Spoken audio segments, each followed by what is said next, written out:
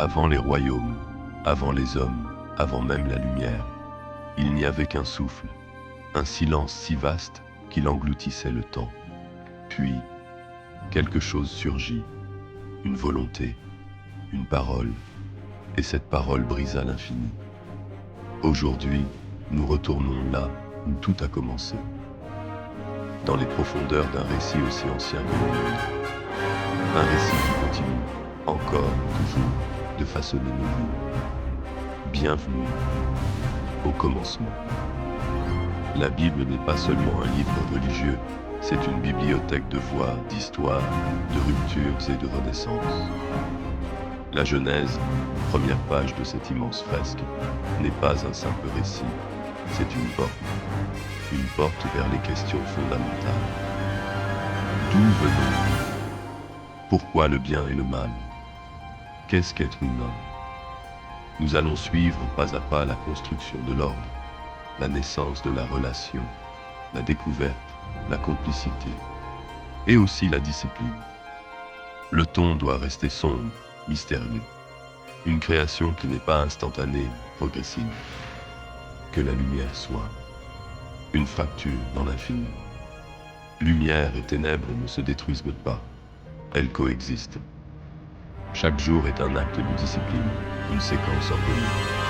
Séparation lumière, ténèbres. Séparation eau, ciel, terre, mer, végétation. Astre, la mesure du temps. Faune marine, oiseaux animaux terrestres. Et l'homme.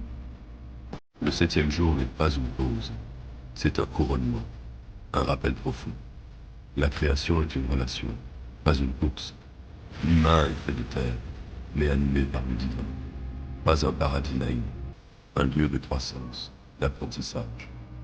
Deux arbres mystérieux. Vie, connaissance, bien le mal. Il n'est pas bon que l'homme soit seul. Ève n'est pas créée comme une seconde pensée. C'est la réponse à un manque profond. Relation, complicité, deux êtres différents qui forment une unité. Le serpent, symbole de lutte, d'ambiguïté. L'arbre, un chemin. L'humain veut plus que ce qu'il lui est donné.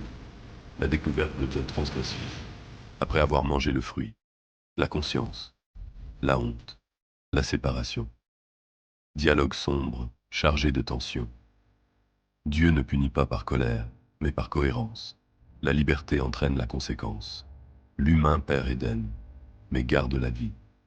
Discipline. Désormais, il devra lutter pour cultiver la terre. La relation avec Dieu n'est pas détruite, mais transformée. Caïn le cultivateur, Abel le berger. L'offrande acceptée d'Abel réveille jalousie et incompréhension. Scène sombre, silencieuse. Caïn tue Abel dans un élan destructeur. Le sang crie de la terre.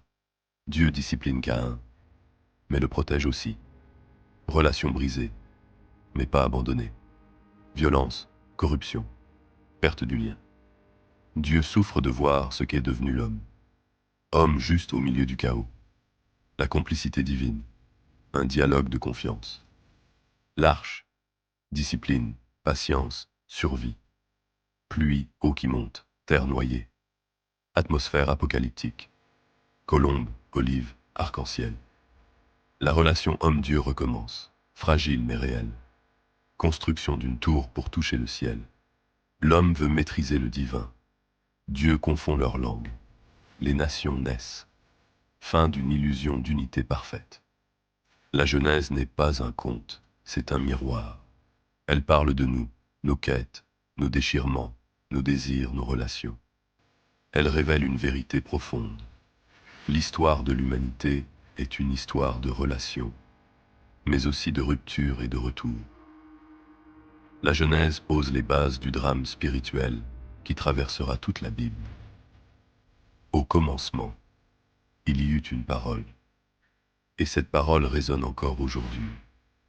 Si vous voulez explorer la suite de cette grande histoire, abonnez-vous, activez la cloche, et laissez-moi vous guider chapitre après chapitre, au cœur du livre le plus influent de l'histoire.